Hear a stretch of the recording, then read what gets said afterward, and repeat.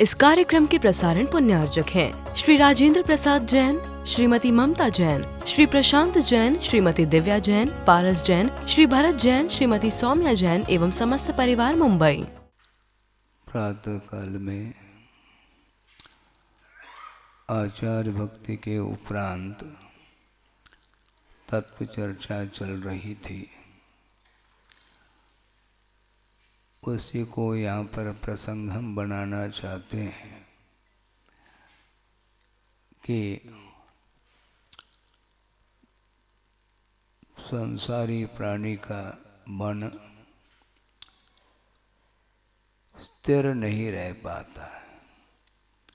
हमेशा मन चंचल रहता है, चलायमान रहता है। वह चलायमान क्यों रहता है, यह प्रश्न खड़ा है। अपने आप चलायमान नहीं होता, प्रवृत्ति के माध्यम से ही, योग की प्रवृत्ति जिसको बोलते हैं, उसके माध्यम से ही मन अस्थिरता का अनुभव करता है। और इसके लिए अनादिकालीन अज्ञान का ऐसा संस्कार पड़ा हुआ है, उसके कारण वह चाहते हुए भी अपने आप के मन को केंद्रित नहीं कर पा रहा है। क्यों नहीं कर पाता है, तो इसको लेकर के थोड़ा सा विषय दिया था कि 5 इंद्रियों के विषय हमेशा सामने देखने में आते हैं और भिन्न भिन्न इंद्रियों के विषयों से ही मन आकर्षित होता है। और मन आकर्षित होने के कारण पंच परमेष्टि को भी वह साइड में कर देता है कि धर्म ध्यान के प्रसंग में आज्ञा विषय धर्म ध्यान का भी प्रसंग आता है और वह आज्ञा सम्यक्त्व बिना पुरुषार्थ के संभव नहीं है। और पुरुषार्थ करके आस्था को जागृत करता है। सच्चे देवगुरु शास्त्र के प्रति आस्था जागृत होती है। और आस्था कब धूमिल होती है, हम कह नहीं सकते। वो क्यों धूमिल होती है, आज्ञा का उल्लंघन होता है तो वह प्राप्त सम्यक दर्शन भी वह समाप्त हो जाता है। जिन कारणों के माध्यम से सम्यक की उत्पत्ति हुई है, उन कारणों के माध्यम से सम्यक दर्शन का विनाश नहीं होता, किंतु सम्यक दर्शन के उत्पत्ति में जो साधन हैं, उनके ठीक विपरीत जो वस्तु हैं, उनके आलम्बन के माध्यम से ही वह सम्यक दर्शन विनाश को प्राप्त होता है। आज्ञा का उल्लंघन जो होता है, वह क्यों होता है, इसमें भी तथ्य यही है कि आज्ञा का महत्व नहीं समझने के कारण उसका वह उल्लंघन कर जाता है। भगवान ने क्या उपदेश दिया, उनकी आज्ञा क्या रही, इस ओर वो हमेशा ध्यान नहीं रख पाता और कर्म बंद ऐसा कर लेता है, ऐसा राग भाव जागृत हो जाता है उसके अंदर, जिस राग के कारण वह प्राप्त सम्यक दर्शन बिल्कुल समाप्त हो जाता है। महाराज, ये हमें बात समझ में नहीं आती है। कर्म का हमेशा उदय रहता है, तो हम क्या कर सकते हैं? आप ही कर सकते हैं जो कुछ करना है। जैसे बिजली आई है वायर फिटिंग किया है, लाइट को फिटिंग नहीं किया जा सकता। लाइट तो प्रकाश का नाम है, उसको फिटिंग थोड़ी करेंगे। वायर फिटिंग किया है, लाइट के लिए किया है, ये बात अलग है। और लाइट फिटिंग आप अपने वायर फिटिंग, किंतु व्यवहार में वही बात आती है, इसलिए कहने में आता है। तो आपने फिटिंग किया है, जो भी लाइट फिटिंग कह दो अथवा वायर फिटिंग कह दो, उसमें ज़्यादा हमें उलझना नहीं है। किंतु वह बिजली आई है, वो करंट प्रवेश हुआ है उस वायर में। अब महाराज अब तो लाइट तो जलेगा है, बल्ब जलेगा, लेकिन एक 0 वाट का बल्ब होता है और धीरे धीरे बढ़ते जाओ, वाट बढ़ते चले जाएंगे। 25-50 वाट का, 60 वाट का, 100 का भी हो सकता है, 200 500 जितना भी हो। और ये सब क्या है, ये स्विच ऑन आपने कर लिया, किंतु वही करंट है, किंतु क्या 0 वाट का आप जलाएंगे तो 0 वाट का, उस करंट का कोई प्रभाव नहीं पड़ रहा है, नहीं पड़ेगा। बल्ब कौन सा जलाया आपने, 0 वाट का जलाया। उसी प्रकार आचार्य कहते हैं कर्म का उदय तो रहेगा, किंतु बल्ब जो जला रहे हैं हम, वो कौन कौन से वाट के जला रहे हैं, इसको समझना है। संज्वलन जो कषाय है वह 0 वाट का बल्ब माना जाता है, जो कि उसके उदय में भी संयम का विनाश नहीं होता पूर्णतः। हाँ, किंतु संजुलन कषाय के साथ यदि अप्रत्याख्यानावरणी कषाय का यदि उदय हो जाएगा तो फिर वो 0 वाट का समाप्त हो जाएगा और ये जलेगा। अप्रत्याख्यानावरणी उसमें और वाट बढ़ते ही चले जा रहे हैं, और अनंतान मंदिर यदि जल जाए तो फिर तो कहना है क्या, फिर अपने आप को रोक नहीं पाएंगे आप। ये सारे कषाय के राग के स्तर हैं ये, इसलिए कर्म का उदय होना अलग वस्तु, किंतु कर्म के उदय में यदि हम पुरुषार्थ करके राग को मंद करने का यदि पुरुषार्थ करते हैं तो निश्चित रूप से कर्म का प्रभाव, कर्म के उदय का प्रभाव नहीं पड़ सकता है। कितना भी तीव्र अनुभाव को लेकर के मोहनी कर्म के अलावा अन्य कर्मों का उदय हो जाए, मान लो आसाता वेदनी कर्म का तीव्र उदय हो रहा है, इसके उपरांत भी वह संयम रखा है, तो निश्चित रूप से वह साता का भी बंद कर सकता है। असाता की उदीर्णा और साता का बंद, ऐसा क्यों हो रहा है? इसमें पुरुषार्थ है। तीव्र कर्म का उदय होने के उपरांत भी उसका उपयोग प्रभावित नहीं हो पा रहा है कर्म के उदीर्णा से, इसको बोलते हैं संयम।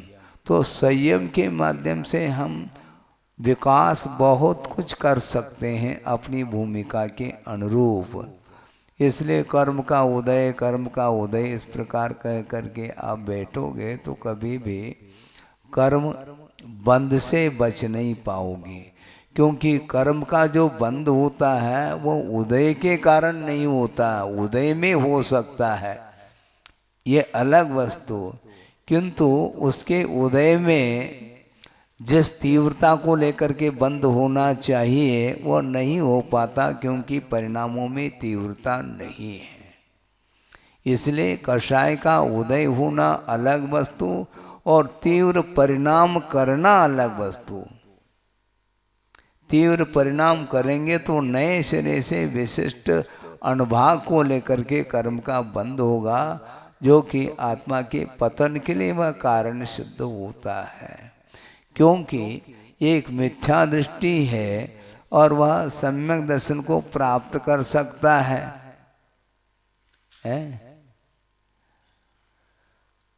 और उसके लिए भी तो कर्म का उदय है ना। आप कह रहे महाराज हमारा कर्म का उदय है, तो आपके लिए थोड़ी कर्म का उदय है, उसके पास भी कर्म का उदय है।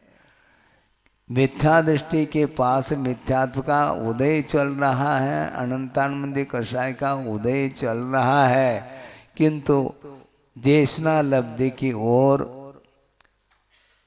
बढ़ रहा है और देशना दी जा रही है। धर्म श्रवण के माध्यम से उसको सम्यक की उत्पत्ति हो रही है। और एक मिथ्या दृष्टि है, राग के उद्रेक के कारण वह पहले गुणस्थान में पहुंच रहा है। सम्यक दृष्टि रिवर्स उसकी गति हो रही है, नीचे पहुंच रहा है, और मिथ्या दृष्टि ऊपर की ओर जा रहा है। कर्म क्या कर रहा है मुझे बताओ? अप्रत्याख्यानावरणी का उदय और इधर अनंतानंदी का उदय के कारण पतन हो रहा है क्या? सम्यक दृष्टि के पास अनंतानंदी का अथवा मिथ्यात्व का उदय नहीं है, इसके बाद भी वह मिथ्यात्व की ओर उसकी गति हो रही है, पतन हो रहा है। और एक मिथ्या दृष्टि का उत्थान हो रहा है।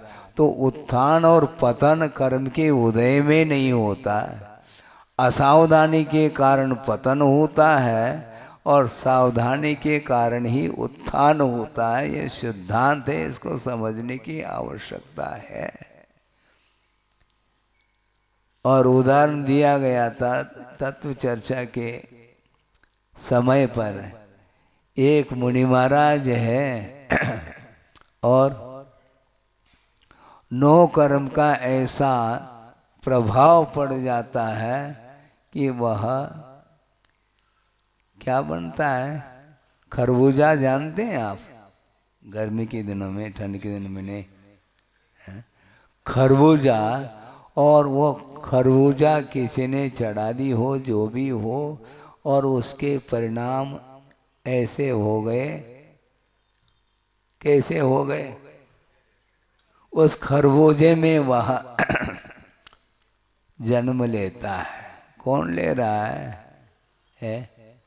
मुनि महाराज। मुनि महाराज, हाँ मुनि महाराज है। अब क्या करोगे? इसलिए महाराज हम नहीं बनना चाहते हैं। ये तो समस्या है। बात पकड़ लेते हैं आप, क्योंकि मुनिव्रत धार अनंत बार ग्रैवेक उपजायो, पे निज आत्म ज्ञान बिना सुकुलेशन पायो। ये छड़ाला की पंक्ति आपको बहुत जल्दी याद आती है। अनंत बार महाराज मुनि बने हैं, उससे कल्याण हुआ नहीं है। कल्याण मुनि बनने से नहीं हुआ ऐसा नहीं, मुनि बनने के बाद भी विषय को भुलाया नहीं गया है, इसलिए उस मुनि बनने की सार्थकता सिद्ध नहीं हो पा रही है। राग द्वेष की निवृत्ति के लिए चारित्र को अंगीकार किया जाता है, और चारित्र को अंगीकार करने के उपरांत भी राग द्वेष में कमी नहीं आई, तो वह निश्चित रूप से उसका पतन होता है और वह खरबूजे में वह जन्म ले रहा है।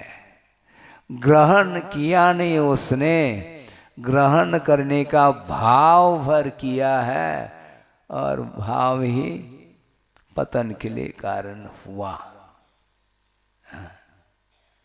भाव ही कर्म का कारण पड़ता है। परिणमद जेन दव्वम तत्कालम तन्मयत्यपन्नतम कहा। जिस परिणाम के साथ द्रव्य का परिणमन होता है, उस समय वह तन्मयता को प्राप्त होता है, यह सिद्धांत है। परिणमति जेन द्रव्यम, येन परिणामेन परिणमति द्रव्यम। जिस परिणाम के साथ वह द्रव्य परिणमन करता है, तत्कालम तत्काल उसी समय तन्मयति यानी तन्मयता को प्राप्त होता है। उस खरबूजे को उठाया नहीं मुनि महाराज ने, लेकिन चढ़ाया गया था, उसको देखा और देखने के बाद तन्मयत्यपन्नतम, वो तन्मयता को प्राप्त हो, ग्रहण करने का भाव हुआ, उपभोग का भाव हुआ, तो परिणाम ये निकला कि उसी खरबूजे के अंदर वह लठ हो गया, लठमार हो गया व्रत के ऊपर, व्रत समाप्त हो गए। खरबूजा खरबूजा में है, वो अपने आप में है, हम इसका मेरे साथ क्या संबंध है महाराज, मैं भिन्न हूँ, ये भिन्न है, फिर उसमें पैदा क्यों हुए, उत्तर दो, उत्तर दे नहीं पाएगा, इतना पतन हो चुका है उसका।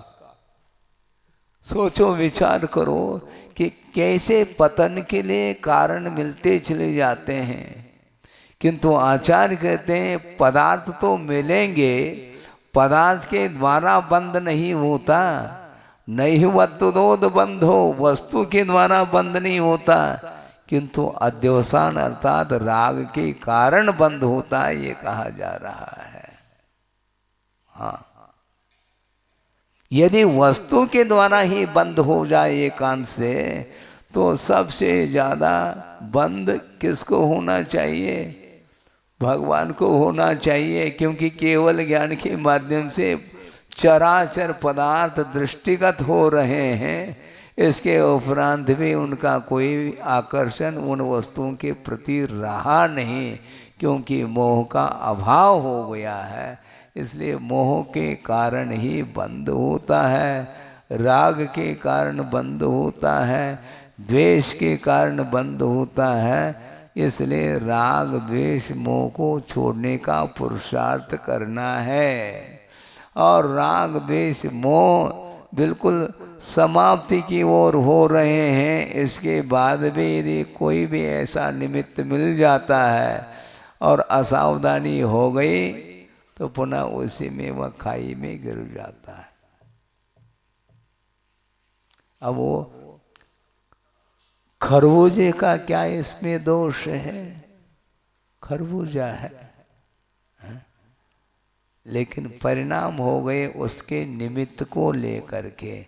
लेकिन आचार्य कहते हैं कि निमित्ताधीन दृष्टि नहीं होनी चाहिए, क्योंकि निमित्त तो मिलेंगे, हमारा उपयोग उस ओर हो, आकर्षित हो, तब बंद होगा, नहीं वस्तुदोद बंद, वस्तु के द्वारा बंद नहीं, किंतु वस्तु में अपने बंद के लिए वह वस्तु निमित्त पड़ सकती है, किंतु अध्यवसान अर्थात रागादिक भाव यदि उत्पन्न नहीं करते हैं, तो कोई भी किसी का कोई ताकत नहीं कि हम बंद करा दें हमें, है? लेकिन ये बहुत कठिन होता है महाराज, कठिन तो है, जटिल तो है मोक्ष मार्ग, किंतु कुटिल नहीं है। आचार्य महाराज कहते हैं मोक्ष मार्ग जटिल तो है, किंतु उसमें कुटिलता नहीं। मोक्ष मार्ग में भी यदि कुटिलाई आ जाए, फिर वह मोक्ष मार्ग ही नहीं रहा। हाँ, इसलिए राग द्वेष मोह कषाय, इन सारे सारे कालुष भावों से ऊपर उठना ये अत्यंत कठिन हो जाता है संसारी प्राणी के लिए। इसलिए मन इसका हमेशा चलायमान रहता है, मन स्थिर नहीं रहता, कहीं न कहीं पहुंचा हुआ रहता। कहाँ पहुंचता है वो, वहीं पहुंचता है जहाँ हमारी इच्छा होती है, वहीं पहुंचेगा वो। हाँ, अब क्या करें, और जिस ओर उसका मन जाता है वहां से अपने आप को समेट नहीं पाता, वो ग्रहण हो, भावों के माध्यम से ग्रहण होता चला जा रहा है। मुनि महाराज ने इस खरबूजे को खाया था क्या, है? नहीं खाया नहीं, खाया नहीं पिया नहीं, गिलास फूट गया, 12 आना और देव। भारी समस्या है? सागर की बात है। एक सज्जन ने कहा था, पहली बार हमने सुना, हमें भी हंसी आ गई। होटल में पहुंच गया, कुछ नाश्ता करने के लिए, और अभी नाश्ता किया नहीं और बिल बन गया। क्यों? अपने असावधानी के कारण गिलास फूट गया, 12 आना। अभी कुछ खाया नहीं, ना चाय पिया, ना नाश्ता करी, कुछ भी नहीं किया, फिर 12 आना और देना पड़ रहा। उसी प्रकार खरबूजों को देख भर लिया और फूट गया गिलास। हाँ, भावलिंग चला गया, वो फूट जाता है। सोचो, विचार करो, कितना कठिन कार्य है ये। सब कुछ देखते हुए भी उसके प्रति ग्रहण भाव नहीं आना, यह संयम माना जाता है। इसलिए आचार्य कहते हैं कि व्रत धारण करना कठिन तो है, लेकिन इससे भी कठिनाई, व्रतों को निर्दोष पालन करना, उसका बहुत कठिन हो जाता है। व्रत तो ले लेते हैं, लेकिन व्रत कब मलिन होते हैं, कब छूट जाते हैं, पता नहीं पड़ सकता। इसलिए वस्तु बंध के लिए कारण पड़ सकता है, किंतु यदि हमारा राग भाव नहीं है तो वस्तु चाहे निकटवर्ती हो चाहे दूर हो, हाँ, कोई प्रयोजन नहीं है। 3 लोक में रहो, जग में रहो, किंतु जगत रहो। सावधान रहना चाहिए, है? 3 लोक में ही रहना है। 3 लोक के बाहर कोई जाएगा नहीं, न भगवान जाएंगे न संसारी प्राणी जाएगा। 3 लोक के अंदर ही रहना है अपन को। लेकिन 3 लोक के अंदर रहते हुए भी भगवान के समान रहना बहुत कठिन हो रहा है। इसीलिए सच्चे देव गुरु शास्त्र का आलम्बन लेते हैं तो कर्मों का विच्छेद हो सकता है, होता है। किंतु सच्चे देव गुरु शास्त्र का यदि आलम्बन छोड़ दिया तो निश्चित रूप से कर्म बंध से हम बच नहीं पाएंगे। कर्म बंद होगा और हमें हमारी रक्षा करो। कौन करेगा? अपने आत्मगत परिणामों के द्वारा ही आत्मा की रक्षा होगी। और आत्मगत कुछ ऐसे परिणाम हैं जिनके कारण आत्मा की रक्षा नहीं होगी, किंतु वह कौन करेगा रक्षा? कौन कर सकता है? रागादिक भावों के माध्यम से आत्मा की रक्षा नहीं होगी, बंध का विच्छेद नहीं होगा, बल्कि बंध में और उलझता चला जाता है। बहुत कठिन काम है। एक प्रसंग आपके सामने रख दूं, कैसा संसार का स्वरूप है, समझ में आएगा। राग, लोभ, उसकी तासीर को समझना है हमें। तासीर का अर्थ क्या? प्रकृति है। लोभ, उसका भी तासीर है। एक सेठ जी हैं, परिवार है उनका, वैभव की कोई कमी नहीं, अच्छे फुल फैसिलिटी जिसको बोलते हैं, किसी बात की कोई कमी नहीं, और रामराज चल रहा है जिसको बोलते हैं आप लोग। कैसा चल रहा है? रामराज, अर्थात कोई दुख नहीं है किसी प्रकार, किसी भी। और उसका एक लड़का था और बहुत छोटा था वो।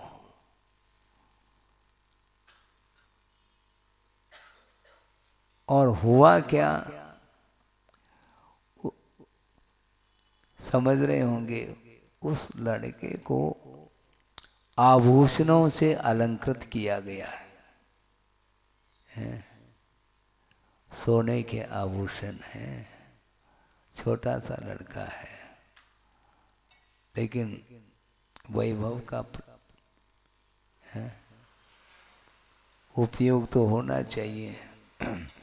और उसको कह दिया कि बेटा यहीं पर खेलना है, बाहर नहीं जाना। कब तक खेलेगा वो? बंधन किसको पसंद है? वो बाहर जाना चाह रहा है। और धीरे धीरे धीरे खिसकता हुआ बाहर गया है। बाहर आंगन में गया और आंगन में खेलता खेलता और थोड़ा सा बाहर गया और एक व्यक्ति की दृष्टि उस ओर पड़ गई। अब कौन है वो व्यक्ति? कोई भी हो, इससे हमें कोई प्रयोजन नहीं है।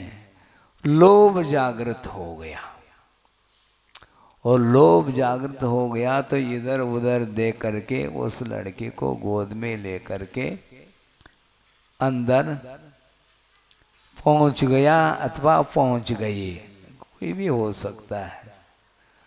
फिर जा करके लोभ जागृत हो गया है और उसने सोचा कि ये बालक अलंकृत हैं आभूषणों से, करोड़ों की संपदा है, तो बस 1 मिनट में सारा आभूषण वो उतार लेती है। और अब क्या करना? अब समस्या ये खड़ी हो गई, अब इसको वैसे ही छोड़ देंगे तो मुश्किल, तो इसका भी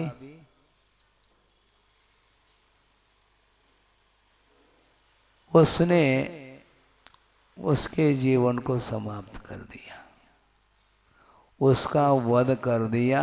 और अब सारी संपदा को पेटी में रख देती है और उसको गाड़ देती है सुरक्षित। लेकिन इस बालक का वध किया है, अब इसको कहाँ पर गाड़ेंगे? यहीं पर यदि गाड़ेंगे तो फिर और मुश्किल है। इसको कहीं न कहीं बाहर ले जाना चाहिए। और वह भाग रही है लेकर के, गांव के बाहर पहुंच गई अंधेरे में और सोचा ये बहुत अच्छा स्थान है, जहां पर गांव के बाहर एक सांड, जिसको बोलते हैं, जानते हैं आप? हाँ। और सांड को देख लिया और उसके बड़े बड़े सींग थे और उसको उसमें फंसा दिया, उस मृत बालक को, और चली आई वो। अब शेठ जी आ गए। प्रतिदिन वह आंगन में खेलता रहता था, घर के अंदर भी वो दिख नहीं रहा है। और सारे परिवार के लोग भी चिंतित हैं। और वह सेठ जी आ गया, देखता है बालक मिल नहीं रहा है, हैरान हो गया। वो सोचता है कि किसने अब किसके कारण क्या हुआ, अब देखना है। और वह बाहर निकल गया, ढूंढना है, नहीं मिलेगा तो कोर्ट केस करना है। इस मूड में आकर के वह भागता जा रहा है। और जो ही गांव के बाहर पहुंचता है तो सांड के सींग में वह फंसा हुआ बालक देखने में आया। उसने सोचा, अरे इस सांड ने ही इसकी हत्या की है, इसी ने अपने सिंह के माध्यम से इसका वध किया है। इस प्रकार समझ करके वह पिटाई करना प्रारंभ कर देता है। वो सांड की पिटाई अब मुश्किल है, बस सांड क्या बोल तो सकता नहीं, क्या करें, परेशान हो गया, काफी वह पीड़ा का अनुभव कर रहा है। अब मुश्किल है, जीवन को बचाना मुश्किल। उसने सोचा निश्चित रूप से कर्म का तीव्र तो उदय है, लेकिन कब तक उदय रहेगा इसको भी देखना है। और उसमें उसके दिमाग में बात आ गई, अब हमें सत्य को शुद्ध करना है। कैसे करें? इधर उधर देख लेता है और एक झोपड़ी दिखाई देती है, किसकी? एक लोहार है वहां पर। और लोहार का कार्य क्या होता है? उस लोहे को तपाता है और उसके लिए अनेक प्रकार आकार दे करके वह अपना जीवन यापन करने वाला लोहार है। और वहाँ पर वह घन के माध्यम से वह लोहे को तपा करके वह अपना कार्य कर रहा था। और लाल सुर्ख है वह एक लोहे का राड जिसको बोलते हैं या सब्बल बोलते हैं।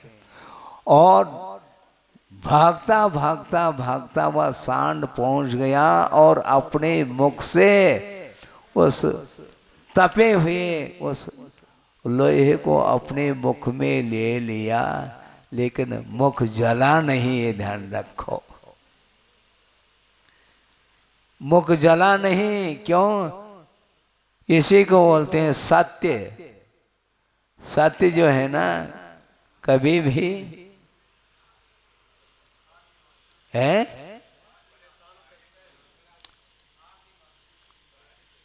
सत्य कभी भी पराजित नहीं हो सकता। परेशान जरूर होगा, लेकिन वह भागता भागता गया और अपने मुख से ही उसको ले करके वह रास्ते पर खड़ा है। तो तुरंत वह सेठ जी जाता है, अरे बहुत बड़ा हमने अनर्थ किया है। मैंने सोचा था कि इस बालक का वध सांड ने किया है, नहीं, सांड ने नहीं किया। यदि किया होता तो इसका मुंह तत्काल जल जाता, किंतु जल नहीं रहा है। इससे स्पष्ट है, यह सत्य है कि ये सांड के द्वारा यह कृत्य नहीं हुआ। और उसने सोचा कि अब बालक तो गया, लेकिन उस किसने इसका वध किया है उसको पकड़ना है। तो उसकी खोज हो गई और पुलिस के माध्यम से वह पकड़ में आ गया। कौन अपराध था? कथा इतनी सी है, कथा समाप्त हो गई। लेकिन ये लोभ का परिणाम है बंधुओं। लोभ के कारण संसारी प्राणी इतना अनर्थ कर लेता है कि उसके सामने पाप क्या है, पुण्य क्या है, क्या संसार का स्वरूप है, वह पकड़ में नहीं आता। इसको बोलते महाराज कर्म का उदय था, गलत बात है। कर्म का उदय होने से इस प्रकार होता है क्या? तीव्र कर्म का उदय भी हो तब भी विवेक जिसके अंदर है वह इस प्रकार का अनर्थ कर ही नहीं सकता। ये सिद्धांत है। इसलिए राग बंध के लिए कारण है, वस्तु बंध के लिए कारण नहीं है। आभूषणों से अलंकृत वह बालक था, बालक के प्रति स्नेह जागृत नहीं हुआ उसका, किंतु लोभ जागृत हुआ और वो सोने के पीछे उस बालक को सुलाया, उसने जीवन का अंत कर दिया। इसको बोलते हैं अध्यवसान, इन्हें राग भाव, राग द्वेष मोह इत्यादि के माध्यम से आत्मा का पतन होता है, जीवन पतित हो जाता है। इसलिए वस्तु बंध के लिए कारण नहीं, वस्तु के प्रति जो राग भाव है वही बंध के लिए कारण है, और राग ही हिंसा के लिए कारण सिद्ध होता है। रथो बंधन कम्मम, इसीलिए कहा गया राग में भाव ही हिंसा के लिए कारण है। इसलिए राग की उत्पत्ति का नाम हिंसा और राग की अनुत्पत्ति का नाम अहिंसा कहा है। सोचो विचार करो, आगम तो पढ़ो कम से कम, हम कर क्या रहे हैं।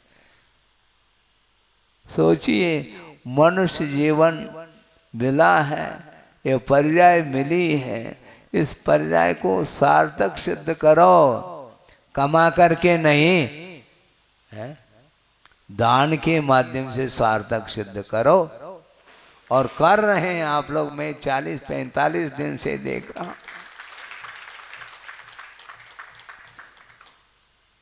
डेढ़ महीना हुआ है, लेकिन लगा नहीं होगा डेढ़ महीना कैसा निकल गया।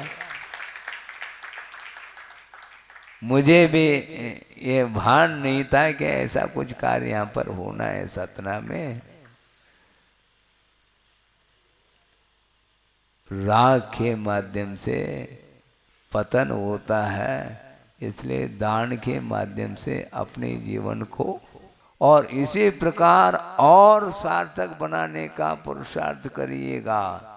अभी सारी प्रतिमाएं आपने शिफ्ट की है वेदी पर, किंतु वेदी को और उच्च स्थान देना है। अभी भी दिया है वैसे, लेकिन और सजाना है अपने जीवन को। भगवान को सजाएंगे तो आपका जीवन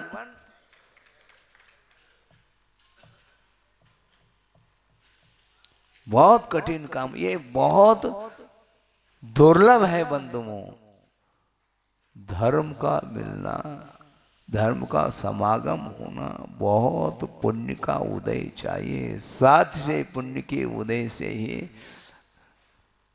धर्म का समागम होता है, और तीव्र पाप कर्म के उदय में वह धर्म से वंचित रहता है, किंतु उसको दिमाग में बात नहीं आती, आएगी नहीं। वो दिमाग हो तो दिमाग में बात आएगी। हाँ, राग छूटता नहीं, छूट कैसा सकता, वो छोड़ना पड़ता है। हाँ, राग के कारण वो जोड़ता चला जाता है। मैं ये कह रहा था कि भगवान की आज्ञा का उल्लंघन का जो भाव है वह राग के कारण ही होता है। भगवान ने क्या कहा, जिनवानी क्या बोल रही है, गुरु क्या किस ओर संकेत दे रहे हैं, उस ओर उसका ध्यान ही नहीं। इतना तीव्र वह कषाय का कर्म का उदय आता है तो आंखें मूंद करके वह चला जाता है, इसलिए पतन होता है। अपने आप पतन नहीं होता। महाराज पंचम काल है, हाँ काल तो पंचम ही है, छठा आ जाए तो फिर क्या होगा, जीवन ही छट जाएगा, कुछ बचेगा नहीं। हाँ, अभी पंचम काल है, थोड़ा बहुत प्रकाश अभी भी है। छठा काल आ जाएगा तो अंधकार है, वहाँ पर समझाने वाला भी कोई नहीं मिलेगा और समझने वाला भी नहीं रहे, कोई नहीं। धर्म समाप्त होगा, षट कर्म तक समाप्त हो जाएंगे, न श्रावक रहेगा न श्रमण रहेंगे। इस कार्यक्रम के प्रसारण पुण्यार्चक थे श्री राजेंद्र प्रसाद जैन, श्रीमती ममता जैन, श्री प्रशांत जैन, श्रीमती दिव्या जैन, पारस जैन, श्री भरत जैन, श्रीमती सौम्या जैन एवं समस्त परिवार मुंबई।